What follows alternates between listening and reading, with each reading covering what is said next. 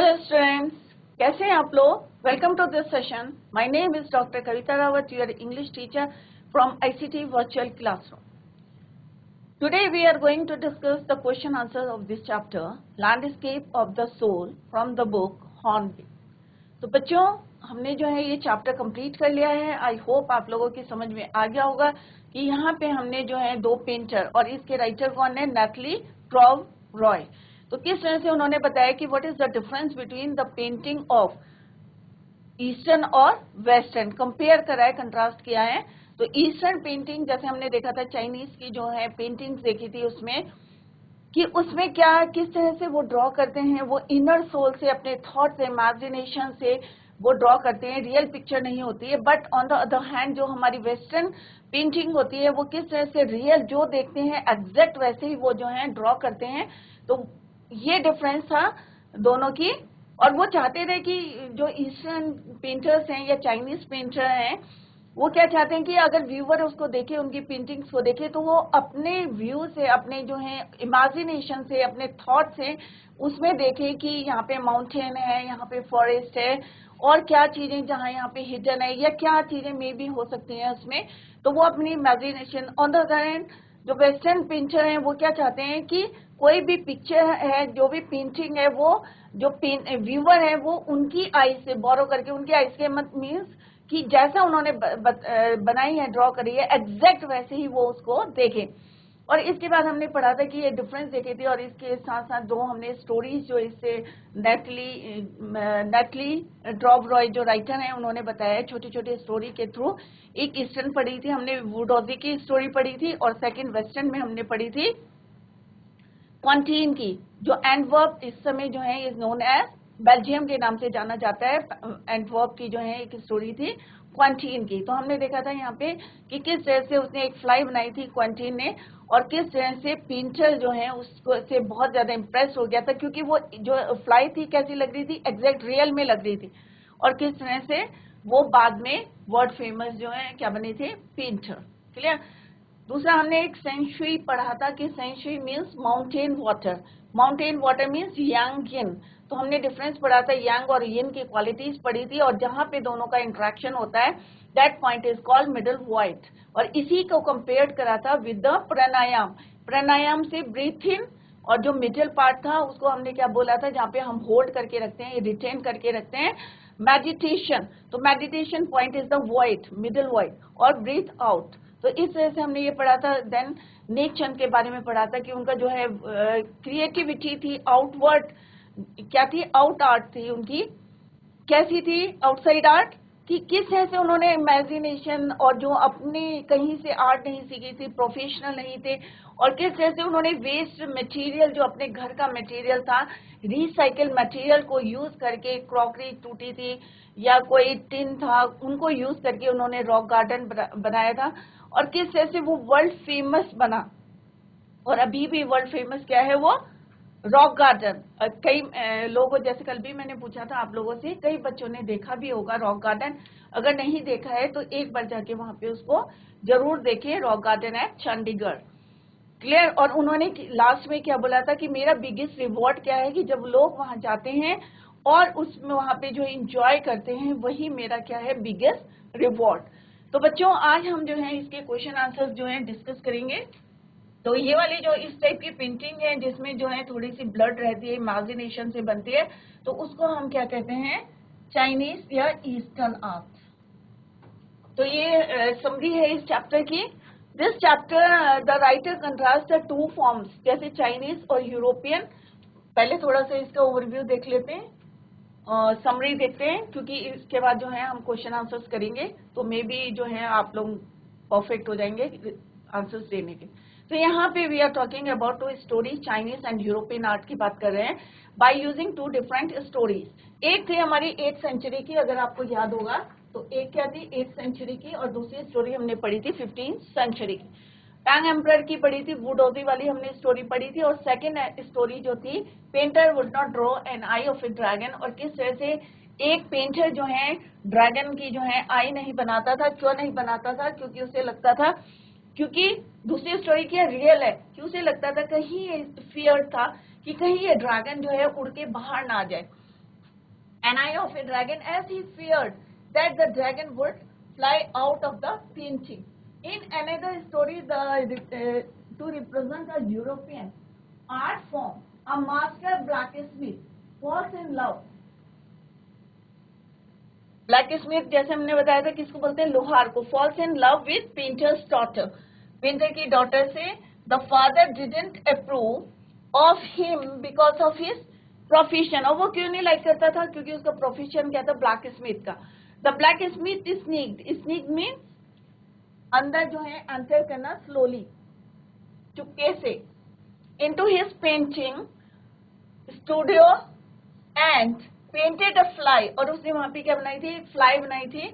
और फ्लाई क्या थी, on the painter's latest panel the fly जो है ऐसी दिख रही थी, seem so real that the painter try to hit it first before realizing it was in the, मतलब उसने जो है इन द पेंटिंग ये रियलाइज करता कि भाई वो जो है उसे हिट करने की कोशिश कर रहा था, क्योंकि बिल्कुल रियल में उसने एग्जैक्ट जो है फ्लाई ऐसी बनाई थी जैसे लग रहा था रियल में होगी, but it was not real.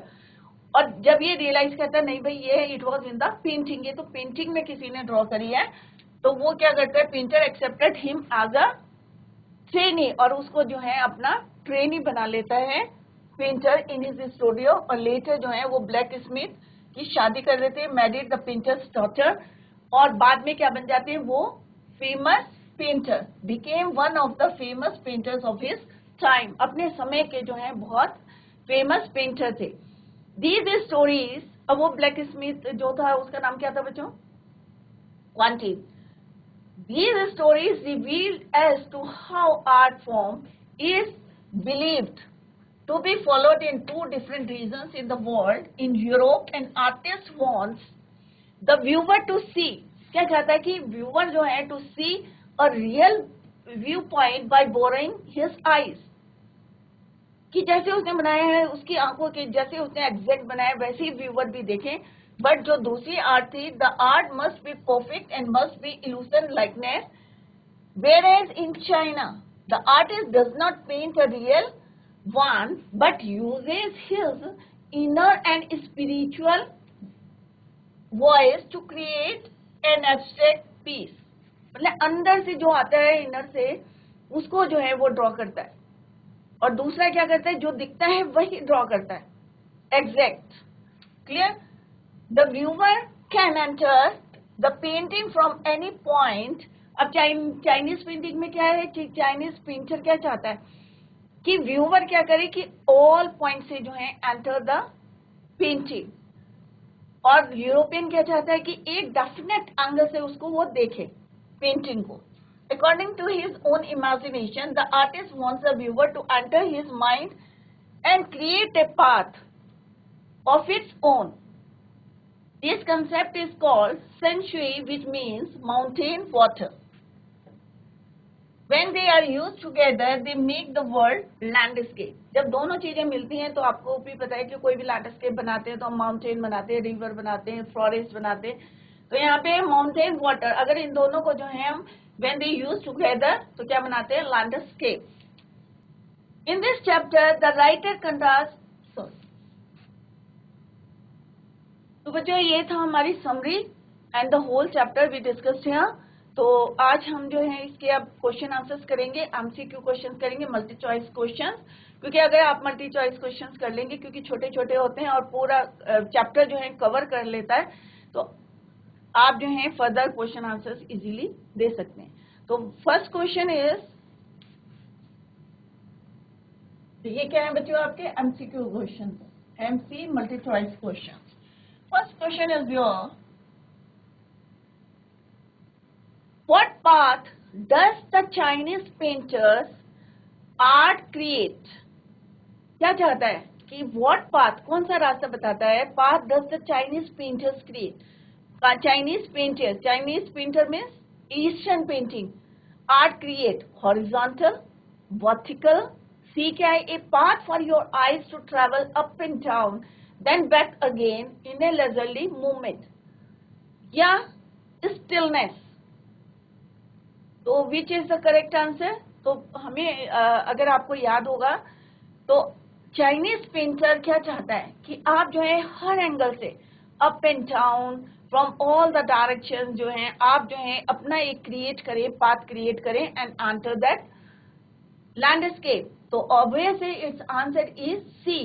The right answer of this question is C, a path for your eyes to travel up and down, then back again in a leisurely movement.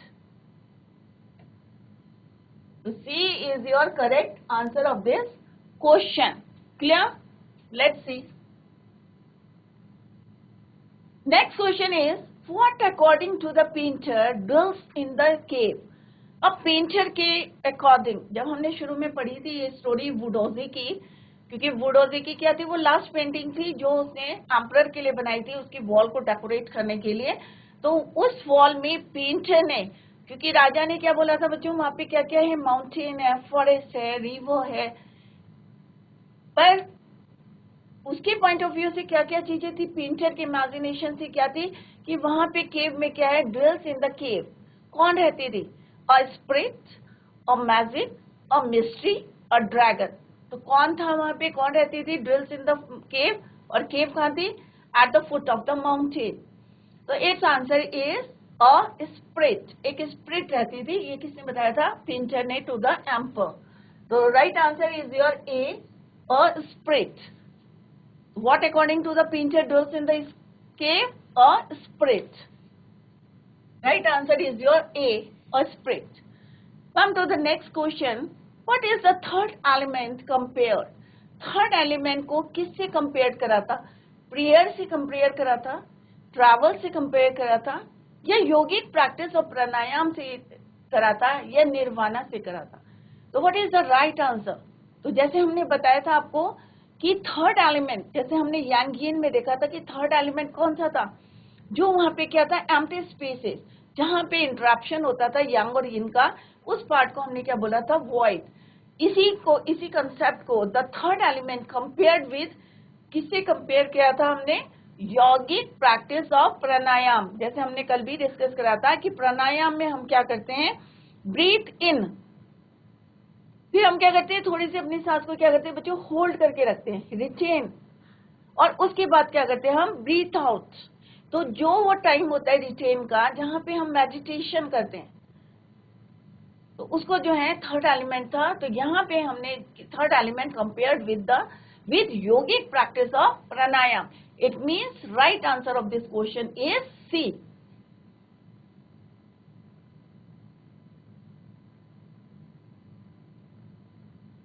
C is your right answer.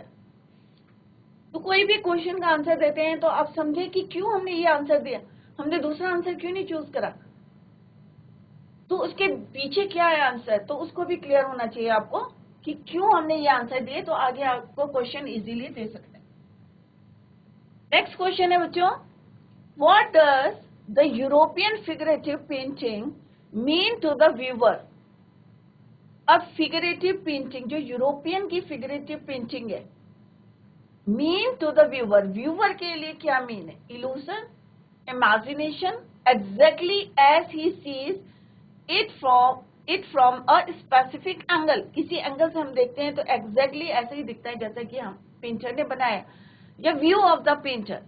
तो its answer is exactly as he sees from a specific angle. तो answer of this question is सी.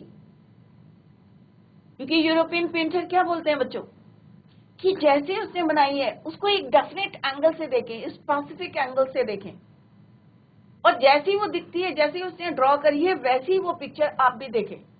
तो ये कौन चाहता है? European painter.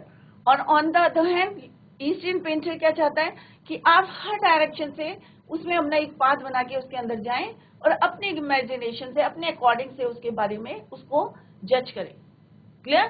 तो right answer of this question is C, exactly as he sees it from a specific angle. Now come to the next question. Question 5. What does yang mean?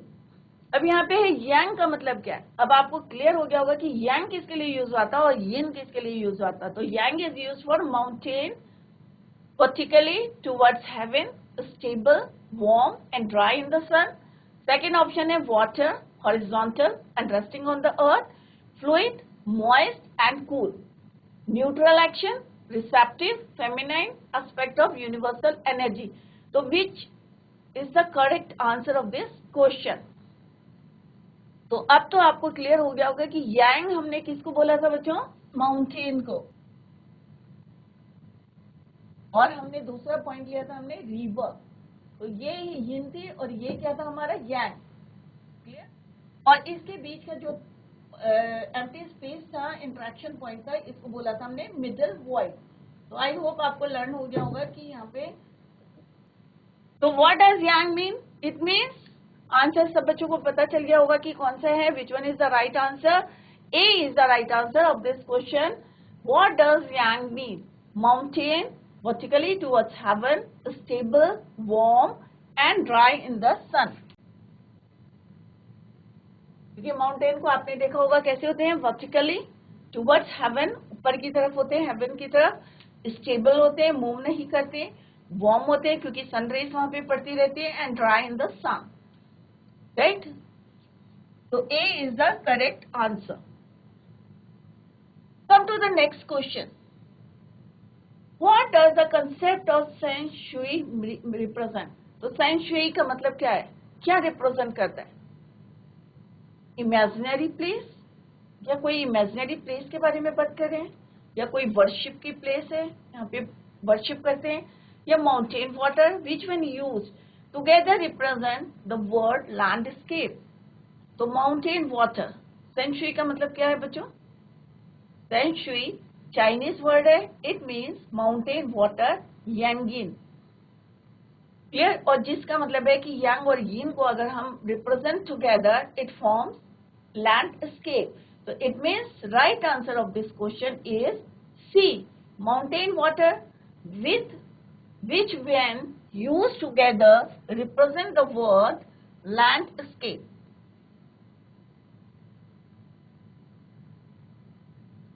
ये क्या है हमारा? यांग यिन। तो ये इसको भी समझ लें आप, दोनों वर्ड को अगर हम मिलाते हैं यांग और यिन को,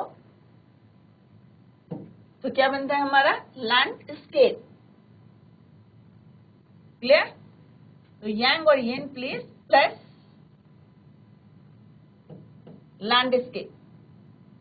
तो it's right answer is your C, mountain water which when used together represents the word landscape.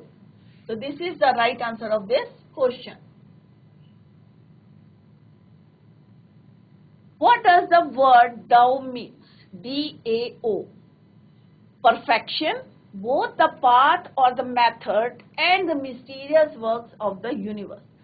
उन्होंने दो तरीके बताए थे, right?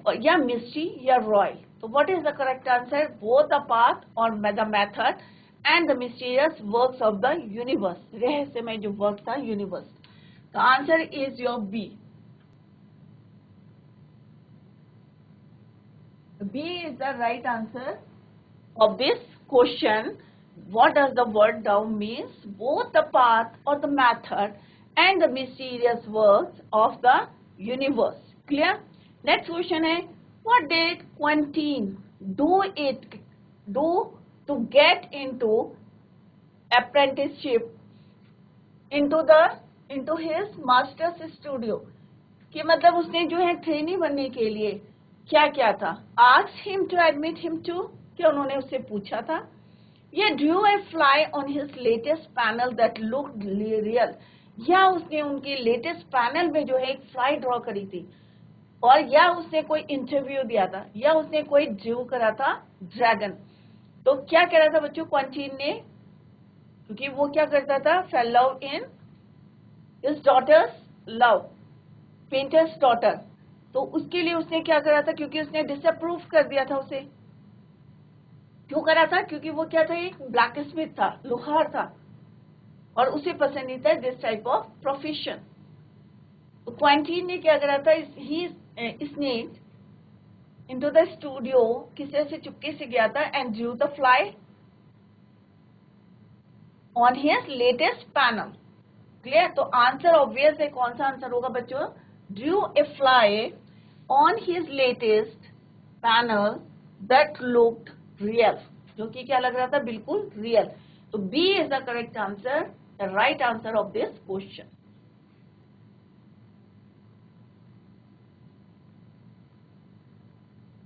नेक्स्ट क्वेश्चन क्या बच्चों, who was the Chinese emperor during the 8th century. अब हम 8th सेंचुरी वाली जो स्टोरी हमने पढ़ी थी वुडोजी की, तो उस समय कौन सा था Chinese emperor. Who was the Chinese emperor during the 8th century. Tang emperor, Xuanzong, या योंगले एम्परर, जूडी, या जियानवेन एम्परर, जू युएन, या टियाचिंग एम्परर, जू चैंगल्यू।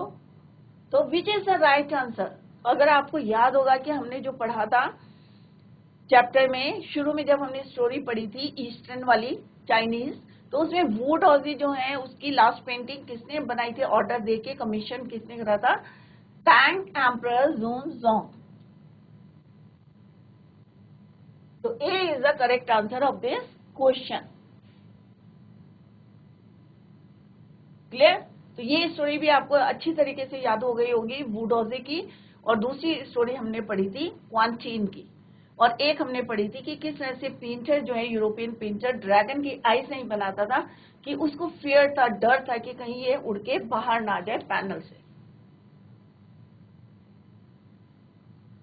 नेक्स्ट क्वेश्चन है, व्हाट डज यिन मीन। अभी हमने पढ़ा था यांग का मतलब क्या, अब हम पढ़ेंगे यिन का मतलब क्या है। What does yin mean. Water horizontal and resting on the earth, fluid, moist and cool. Yes, second, mountain vertically towards heaven, stable, warm and dry in the sun. Third is your neutral action, none of the above. तो its answer is, क्योंकि हमने river yin किस लिए use करा है, river, और river हमेशा क्या रहती है, horizontal and resting on the earth. तो water horizontal, it means option A is your right answer. Water, horizontal and resting on the earth, fluid, moist and cool. तो yin का मतलब क्या है आपको क्लियर हो गया, yang का भी आपको क्लियर हो गया। माउंटेन होता है वर्टिकली टुवर्ड्स द हेवन, होता है stable, warm and dry in the sun. इसका अपोजिट yin होता है, बिल्कुल कूल होता है, हॉरिजॉन्टल होता है, क्योंकि हम रिवर की बात करें तो रिवर सबको पता है फ्लो करती है। Resting on the earth, horizontal होती है, फ्लूइड होती है, मॉइस्ट होती है, कूल। तो it means it's right answer is your A water, horizontal. Clear. Now come to the next question, what does yang mean. अब यांग मीन ये repeat हो गया क्वेश्चन बच्चों, तो ऑब्वियस है इट्स आंसर इज ए। ये mountain कैसे होता है, अभी हमने यहाँ पे ड्रॉ करके भी बताया था आपको, और सीनरी में हम मोस्टली जो है आप माउंटेन इस तरह से ड्रॉ करते हैं। तो माउंटेन क्या है, अपवर्ड है, टुवर्ड्स द हेवन है, स्टेबल है, मूव नहीं कर सकते। और कैसे हैं, यहाँ पे सन की रेस पड़ती रहती है, तो इट मीन्स ड्राई रहते हैं, ये सन की तरफ वार्म रहते हैं। और दूसरी ऑन द अदर हैंड जो रिवर है कहीं से हमारी निकल रही है माउंटेन से, और ये क्या है, horizontal, resting on the earth, cool, moist, fluid. Next question है आपका, how did the cave open. अब केव कैसे ओपन हुई थी, ये कौन सी वाली स्टोरी की बात कर रहे हैं हम बच्चों, वुडोजी की, जो हमारी ईस्टर्न जो है स्टोरी है, चाइनीज स्टोरी थी वुडोजी की। तो उसमें पेंटर एम्परर को क्या बताता है कि किस तरह से केव को ओपन करना है। पेंटर सेड अ प्रेयर, क्या पेंटर ने कोई प्रेयर बोली थी, विद ए मैजिक स्पेल, या कुछ उसने मैजिक वर्ड्स बोले थे, या पेंटर क्लैप्ड हिज हैंड्स, या उसने अपने हाथों को क्लैप करा था, विद अ कमांड, या कोई कमांड दी थी उसने। तो इट्स आंसर इज सिंपल, हमने जब स्टोरी में पढ़ा था, painter clapped his hands, it means option C is your right answer.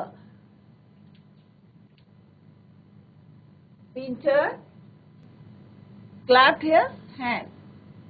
तो उसने अपने हाथ से क्या करी थी बच्चों, ताली बजाई थी, एंड ही, और जैसे ही उसने एंटर करा था, ही एंटर्ड द केव, तो वो क्या हो गई थी, बंद हो गई थी, वहां से क्लोज हो गई थी, और पूरी की पूरी पेंटिंग जो थी वहां से वैनिश्ड हो गई थी, डिसअपियर्ड हो गई थी। तो क्या बच्चों ये रियल में हुआ था, नहीं, ये इमेजिनेशन था, कभी पॉसिबल है, नो। और अकॉर्डिंग टू द स्टोरी की उस दिन के बाद जो है वुडोजी और उसका ब्रश व्रश कुछ भी जो है ट्रेस नहीं बचा था उसका। अब बच्चों ये हमारे एमसीक्यू क्वेश्चन थे जो अभी हमने डिस्कस करे हैं। अब यहाँ पे थोड़े से हम 20-30 वर्ड्स के जो हैं थोड़े क्वेश्चंस पढ़ते हैं, डिस्कस करते हैं। Let's discuss the question. Now first question is your contrast the Chinese view of art with the European view with the examples. तो अब आपको आई थिंक आप लोगों को क्लियर हो गया होगा कि चाइनीज व्यू क्या था या European view. It is a very important question, बहुत इंपॉर्टेंट क्वेश्चन है कि पूरी जो इस चैप्टर है इसी पे बेस्ड है, यूरोपियन पेंटिंग और चाइनीज। तो चाइनीज व्यू क्या था, यूरोपियन व्यू क्या था। The Chinese view of art is trying to achieve the essence of inner life. तो ये मेन डिफरेंस था कि inner life, essence of inner life and spirit. Wu Daozi, और एग्जाम्पल क्या था, Wu Daozi painting, this is the example. Wu Daozi painting was an example of this. और यही example था जैसे उसने माउंटेन फॉरेस्ट जो बनाई थी, इनर सोल से बनाई थी। And now the second is your European view. The European view of the art is to create illusionistic likeness. और इसका एग्जाम्पल क्या है, क्वांटीन, कि जैसा हमें दिख रहा है वैसी इल्यूजन, जिससे हमें दिख रहा है वैसे हमें जो है ड्रॉ करना है। क्वांटीन जो मैथ्स का painting of the fly was an example of this. जैसे उसने फ्लाई बनाई थी बिल्कुल रियल, ऐसा नहीं लग रहा था कि Drew on the panel. Clear. अब यहाँ पे नेक्स्ट क्वेश्चन है क्या बच्चों, एक्सप्लेन द कंसेप्ट ऑफ सेंचुई। तो ये भी आपको क्लियर हो गया होगा कि सेंचुई का जो है कंसेप्ट क्या था। तो लिटरली मीन्स माउंटेन वाटर। तो ये एक चाइनीज वर्ड है, सेंचुई क्या है, चाइनीज वर्ड है और उसका मीनिंग क्या है, mountain water. With which when use together represent. और अगर हम इनको दोनों को जो है इकट्ठा, माउंटेन और वाटर, यांग और यिन, तो यहाँ पे दो चीजें आप जो है यहाँ पे याद करें कि यांग माउंटेन और यिन क्या है हमारा, वाटर। अगर इन दोनों को हम जो है कंबाइन कर दें तो क्या बन जाता है, लैंडस्केप। क्या बन जाता है, यांग और यिन, तो क्या बनता है, landscape. Clear. Next question, reflects the Daoist view of the universe which includes more than 2 elements. और वो क्या बताता है हमें, व्यू क्या बताता है कि हमारे यूनिवर्स में कितने हैं, मोर देन 2 एलिमेंट्स हैं। एक तो ये है यांग और यिन, और थर्ड क्या है, मिडल वॉइड जो एम्प्टी स्पेस है। Now come to the second next question, what do you understand by the terms outsider art. ये भी बहुत इंपॉर्टेंट है कि आउटसाइडर आर्ट क्या है और ब्रूट और रॉ आर्ट क्या है। तो आउटसाइडर आर्ट का मैंने पहले भी आपको बताया था कि बिना पेंटिंग और ब्रश से जो है, बिना प्रोफेशनल कोई डिग्री लिए हुए जो आर्ट होती है उसको बोलते हैं हम outsider art. Outsider art is the art created by artists who have received no formal training, clear, yet they show talent and artistic insight। और इसका बेस्ट एग्जांपल मैंने आपको बताया था, नेक चंद ने जो रॉक गार्डन बनाया था इन Chandigarh is the best example of the outsider art। Art brut or raw art is about works of art that were in their way stayed with regard to their culture and artistic influence। Anything like a broken teacup or bangle could be material for a work। और जिस तरह से नीचन ने जो है broken चीजों से जो है बनाया था उसको हम बोलते हैं आउटसाइडर। नेक्स्ट क्वेश्चन है, who was the untutored genius. Nekchand, obvious है कि जो नेकचंद है कोई ट्रेनिंग नहीं ली थी और उन्होंने फिर भी जो है इस तरह से रॉक गार्डन क्रिएट करा था और फेमस है। नेक्स्ट क्वेश्चन है आपका, शॉर्ट क्वेश्चन है, who is the painter of 8th century, Wu Daozi. What was there in the painting. Painting में क्या क्या थे बच्चों। अगर आपके चैप्टर समझ में आ गया तो it is very easy to give the answers of short question. Forest, high mountains, waterfalls, clouds, men on hilly path, birds in flight, caves। According to the painter, who lived in the cave? A spirit। What happened when he clapped his hands? जैसे clap करा था क्या हुआ था? The mouth of the cave opened, खुल गई थी। What happened to the painting in the end? Painting क्या हुई थी एंड में? The painting along with the wall disappeared. पूरी जो है disappeared हो गई थी. From which country has the story taken? China. Which two arts have been compared in his piece? Chinese art and European art. पूरा chapter इसी पे base है, तो ये आपको याद होगा. What is the name of the blacksmith? Quentin. Which century and country does he belong to? 15th century. Antwerp, जिसको अभी किसके नाम से जाना जाता है? एंटवर्प को बेल्जियम के नाम से is known as बेल्जियम. तो 15th century, सेंचुरी कौन सी है? 15th century. और कौन सी कंट्री को बिलोंग करता है? एंटवर्प. तो ये बच्चों छोटे छोटे क्वेश्चन हैं. Answers are given here. यहाँ पे देखें बहुत छोटे आंसर्स हैं. आई थिंक आप लोगों को सारे आंसर तो आते होंगे, क्योंकि मैंने आपको डिटेल में चैप्टर समझाया है. जैसे ये आउटसाइडर है, आउटसाइडर आर्ट के बारे में आपको समझाया है. नेक चंद जो है, जिसने जो है आउटसाइडर आर्ट का जो है बेस्ट एग्जांपल है. और व्हाट इज द क्रिएशन, और इनकी क्रिएशन क्या थी? The rock garden in Chandigarh. Clear? तो बच्चों आज हमने जो है चैप्टर कंप्लीट कर लिया है. We completed the chapter and also discuss the question answer. I hope all of you understood the chapter clearly. और फिर भी अगर if you have any doubt तो you can clear it in the next lecture. Thank you so much. Bye. Take care. Have a nice day.